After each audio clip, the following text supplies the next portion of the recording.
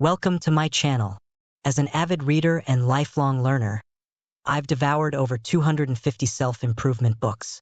Initially, my motivation was purely financial. I aimed to earn $10,000 a month. But along the way, these books transformed my life, teaching me invaluable lessons. In this video, I'll distill the top 10 insights that have made a profound impact on my journey. So, grab your notepad and let's dive in. But wait, if you haven't subscribed to the channel, please do so as well. Together, you can help us reach 20,000 subscribers. I can count on your support. If you've already subscribed, please leave a comment stating that you have done so. Thank you. Now that you have, let's move on. Number 1. Don't live below your means. Expand your means. A valuable advice I picked up from Robert Kiyosaki's book, Second Chance. Kiyosaki argues that financial planners often advise saving money and cutting expenses, which can lead to sacrificing things we enjoy, like dining at our favorite restaurant. Instead, he suggests focusing on increasing our income, making the cost of dinner irrelevant. Cutting expenses can be demotivating and has limitations. Our most valuable resources are energy and time, which can be used to either cut costs or earn more money. I find this advice resonates with me for 2 reasons. 1. Cutting costs has a limit. There's only so much we can reduce expenses. 2. My energy and time are better spent earning more money, rather than trying to save a few dollars. I know people who obsess over tracking every purchase and searching for ways to cut expenses, spending their limited willpower to avoid buying things they love. I believe investing that energy into earning more money yields a better return. Earning more isn't intimidating. It means solving more problems. The more problems you solve, the more you earn. The path to making more money involves 1. Starting with small, personal problems, e.g., lack of knowledge or self-confidence. 2. Moving on to more complex problems, leveling up each time. 3. Ignoring money problems can lead to poverty, while solving them makes you smarter and wealthier. Remember, expanding your means is a more empowering approach than living below your means. Number 2. What's the worst that can happen? This valuable lesson comes from Dale Carnegie's personal development book, How to Stop Worrying and Start Living. While not directly related to finance, it has been incredibly helpful in my investing and business endeavors. As you may have noticed, most of our worries and stress revolve around money. For instance, what if I invest in this business idea and it fails? What if I invest in this company and lose everything? What if I borrow money but can't pay it off? When faced with financial decisions, I ask myself, what's the worst that can happen? According to Carnegie, our perceived worst-case scenarios are often not as bad as we think. I found this to be true in my own life. This simple question calms me down and helps me see that even the worst outcome is manageable. Here's how to apply this to your life. 1. Analyze the situation honestly and determine the worst possible outcome. 2. Accept the worst-case scenario as if it has already happened. 3. Devote your time and energy to solving the problem, calmly and focused. Acceptance is key to overcoming any misfortune. Worrying destroys our ability to concentrate, but acceptance calms us down and allows us to focus on finding solutions. By asking, what's the worst that can happen? You'll be surprised at how often the answer is not as dire as you thought. Number 3. The wrong mountain and the sunk cost fallacy. Imagine you're halfway up a mountain, only to realize it's the wrong one. The peak you should be climbing is right next to you, but going back down feels counterintuitive. Most people hesitate, they've invested effort and time after all. This phenomenon is called the sunk cost fallacy. The fallacy occurs when we overvalue what we've already put in, whether energy, money, or time, and ignore future losses. We focus on the past instead of the future. Consider this. You're studying a field your parents wanted, even though you know it's not your passion. Or you're in a job or relationship that isn't fulfilling. You keep going because of the sunk costs. But here's the key. Recognize that past investments don't dictate future success.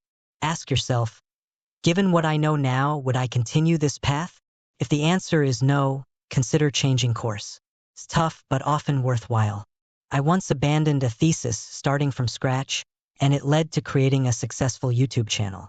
So, embrace new mountains, even if it means leaving the old ones behind. Number 4, the difference between an asset and a liability. One of the most impactful lessons I learned from Robert Kiyosaki's Rich Dad, Poor Dad is the distinction between assets and liabilities. Rich Dad defined an asset as something that generates income, putting money in your pocket, whereas a liability drains your resources, taking money out. This simple yet profound concept has been instrumental in shaping my financial decisions. After reading the book, I became mindful of every purchase and focused on acquiring assets. I made a full summary about Rich Dad, Poor Dad. Can check the description or top right corner.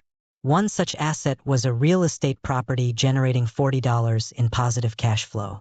Around the same time, I noticed one of my YouTube videos consistently earning $40 per month. This epiphany moment made me realize that each video I created was a digital asset, producing passive income. The comparison between the real estate property and the video was striking. The property required a $12,000 down payment and months of effort, whereas creating the video cost only a few $100s and brought me joy. This realization led me to take YouTube seriously, treating each video as digital real estate. Consequently, I expanded my content creation, producing more videos and channels in various languages. This lesson has been instrumental in my financial journey, and I hope it inspires you to reevaluate your own assets and liabilities. Remember, accumulating assets is key to building wealth. Number 5, automate your finances. Don't rely on willpower. We've all been there, trying to rely on willpower to manage our finances, only to find ourselves falling short. I learned this lesson the hard way when I got my first credit card. My bank manager warned me about the high interest rates and presented 2 payment options: manual or automatic. I chose the manual option, thinking it was unnecessary to pay a $3 monthly fee for automation. But, as it often does, life got in the way. I forgot to click the button twice, resulting in $50 and $60 interest charges. Despite the ease of payment and calendar notifications, I still forgot. This experience taught me a valuable lesson. When it comes to managing your money, automation is crucial. Relying on willpower and discipline is not enough. I realized that I wasn't alone in this struggle. Many of us try to rely on willpower to achieve our financial goals, but it's a losing battle. Our emotions and psychology play a significant role in our financial decisions, and willpower is no match for the complexities of the human mind. That's why automation is so powerful. By making your financial decisions automatic, you eliminate the emotional and psychological resistance that often holds you back. You can set it and forget it, knowing that your money is working for you, not against you. So, do yourself a favor and make your financial decisions automatic. Set up automatic transfers for your savings, investments, and debt repayment. Take advantage of automatic payment options for your bills and expenses. And, if possible, automate your income streams. Remember, over 90% of personal finance is psychology and emotions. Don't rely on willpower to manage your finances. Instead, harness the power of automation to achieve your financial goals. Your future self will thank you. Number 6, the cost of earning more money. Everything in life comes with a price, but not all prices are visible on labels. I understand that you want to earn a lot of money, be your own boss, and have a successful business one day. That's completely okay. However, what's not okay is to want all of these things without understanding the price you have to pay. Let me illustrate this with an example. Imagine I approach you with an offer to become a professional MMA fighter and fight in the UFC. You might think it's amazing to have fighting skills like those guys and be in great physical shape. But after giving it some thought, you're likely to decline my offer. Why? Because you understand that it requires a tremendous amount of hard work, time, and probably several serious injuries just to become average, let alone a professional. You would decline because you don't want to spend 5 to 6 hours a day in a gym every day, sometimes twice a day. You don't want to be dieting and eating tasteless food for most of your life. You don't want to have arguments with your partner for not spending enough time with them. You simply don't want to make all these sacrifices. The price to become an MMA fighter is too high, and you don't want to pay it. No one would call you crazy or a coward for declining this offer because most people understand that the cost is too high. This example applies to becoming a business owner and earning a lot of money. It has a high cost. Becoming a successful business owner is like becoming a great boxer, writer, singer, or doctor. Most of us understand that it will take years of hard work and studying just to become an average doctor, but we don't apply the same logic to earning more money. We expect it to be quick and easy, painless. For instance, you wouldn't expect a fat guy with no boxing experience to win a fight against an experienced boxer. But that's what most of us do when it comes to starting a business. Most of us have never started a business or learned about it in school. Most of us come from families with poor financial and business skills. We're like that fat guy, yet we expect to start the fight, throw a few punches, and knock out the experienced opponent.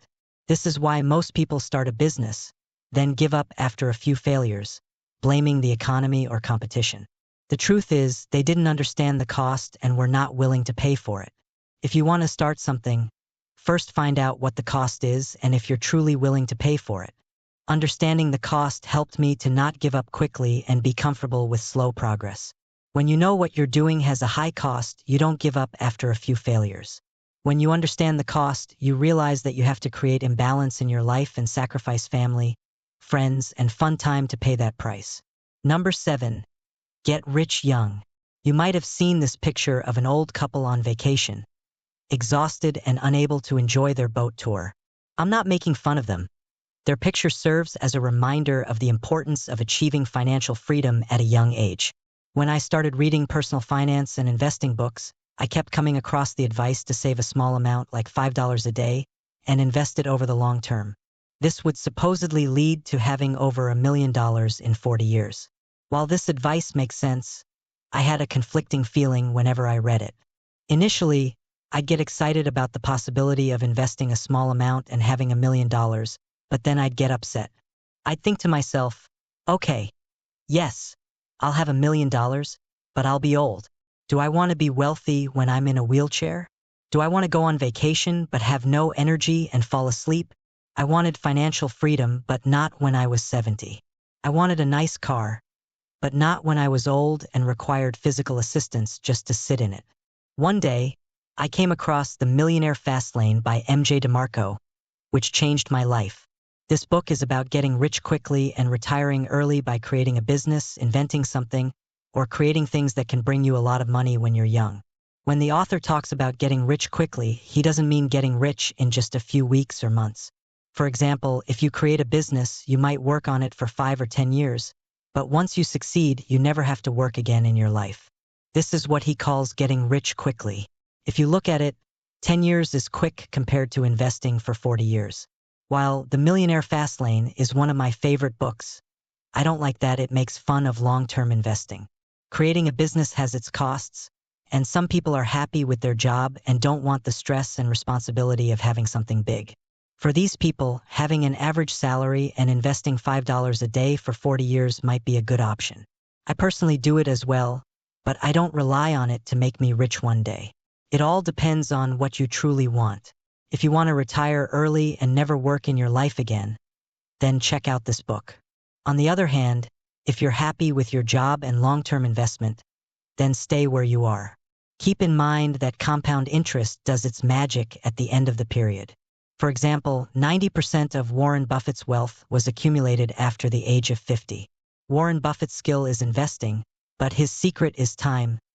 He's been investing since he was just a boy. Number 8. Think big. When I was in university, I had a classmate who always emphasized the importance of being realistic in life. Whenever someone shared a big dream or goal, he'd quickly bring them back down to earth. For instance, when some of our classmates talked about studying in the United States, he'd say, "Come on, be realistic. You're broke and can't even introduce yourself in English. How are you going to study there?"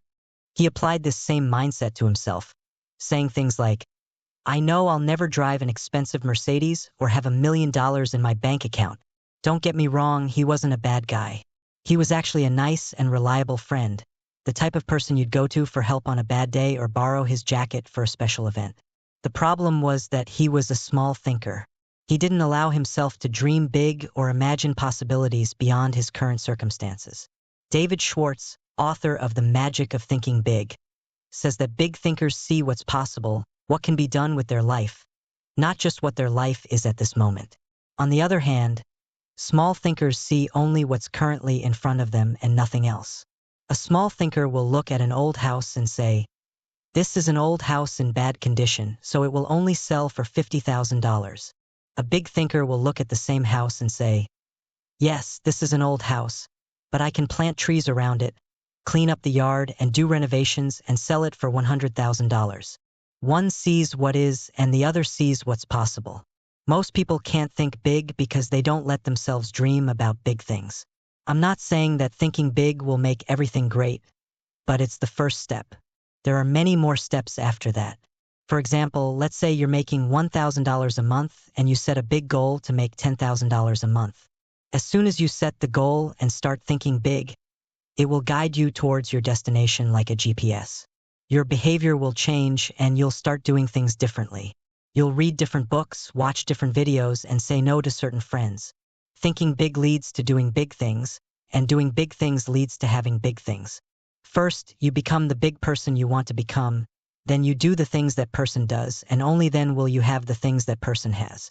Most people believe the opposite is true. They say, "First, give me the $10,000 a month, then I'll start doing the things that person would do, and only then can I become that person." It doesn't work that way. You have to become the person first, and only then will the rest come. And this can't happen if you don't allow yourself to think big. I've personally learned 2 important lessons about thinking big. Number 1, many big goals are easier to achieve than small goals because when you set big goals, you realize you can't achieve them alone.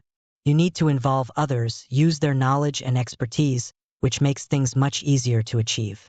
On the other hand, when you set small goals, you're only thinking about what you can do yourself. Number 2, I realized that the goals I thought were big weren't that big, and the problems I thought were big weren't big either. I was just too small. Number 9. Money equals life energy.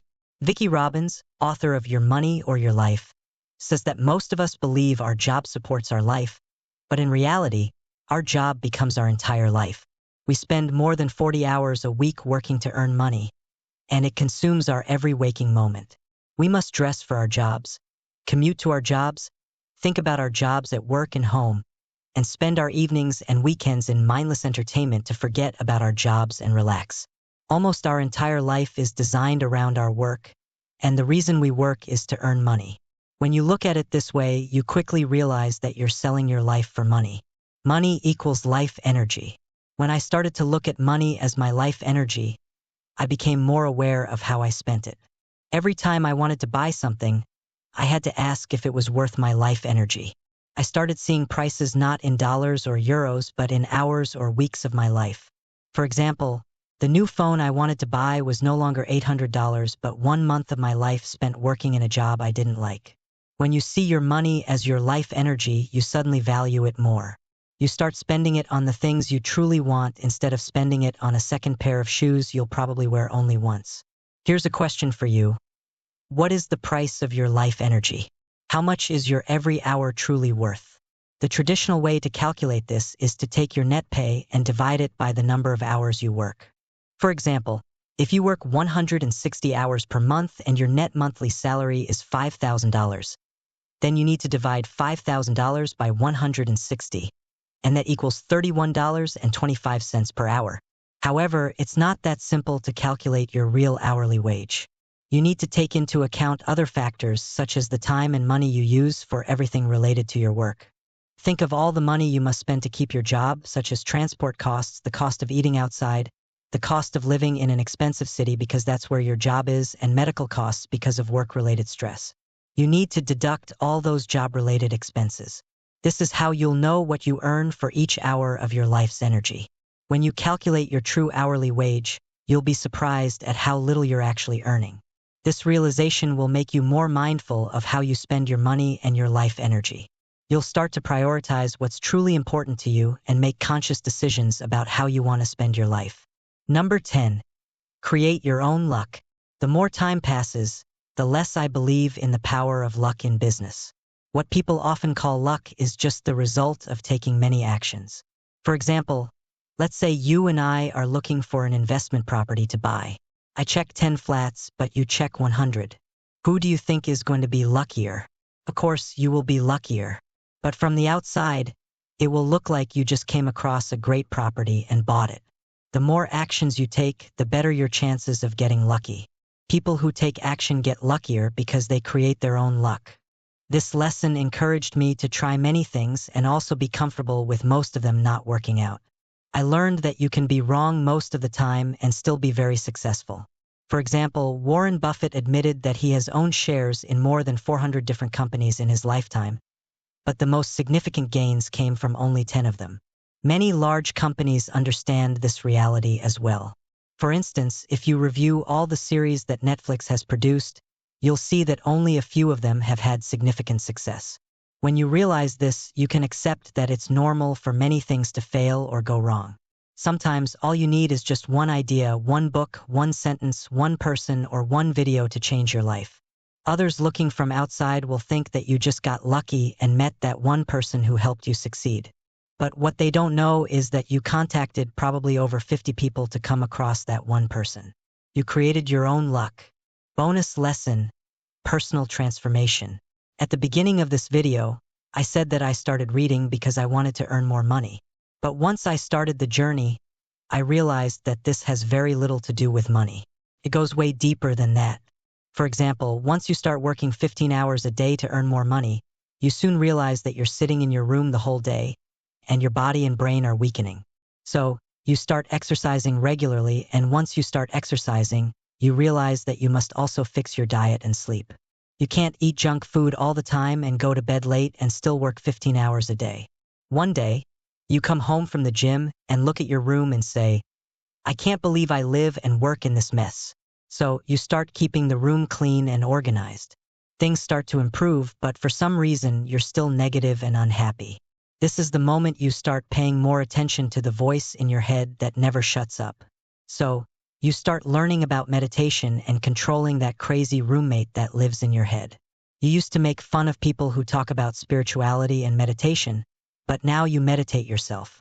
You learn how to control yourself and your emotions. You used to get angry and pissed over every single thing someone says or does, but now you just let it go. You acquire new habits and quit the bad ones, like smoking. Now that you no longer smoke, you can also stop hanging out with certain friends. Pretty soon, you start to walk and talk differently. You become more self-confident and stop wearing unfitting large t-shirts and jeans like an 11-year-old teenager.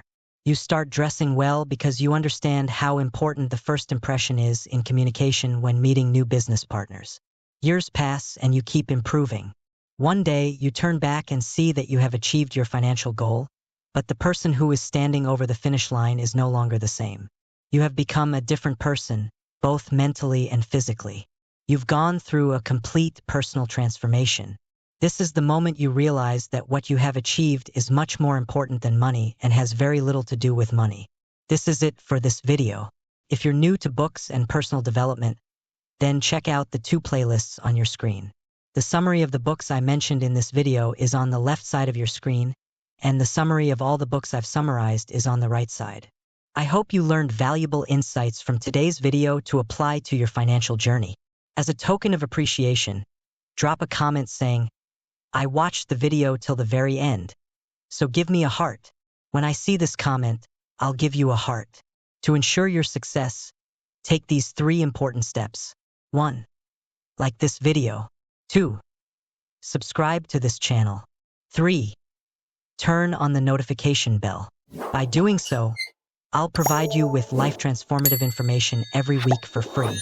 Don't miss out on future videos where we'll share more golden nuggets of knowledge. All I ask is for your subscription. Thank you. I truly appreciate it. Don't forget to watch our next video and share it with your loved ones to inspire them to success. It may help someone achieve their financial goals.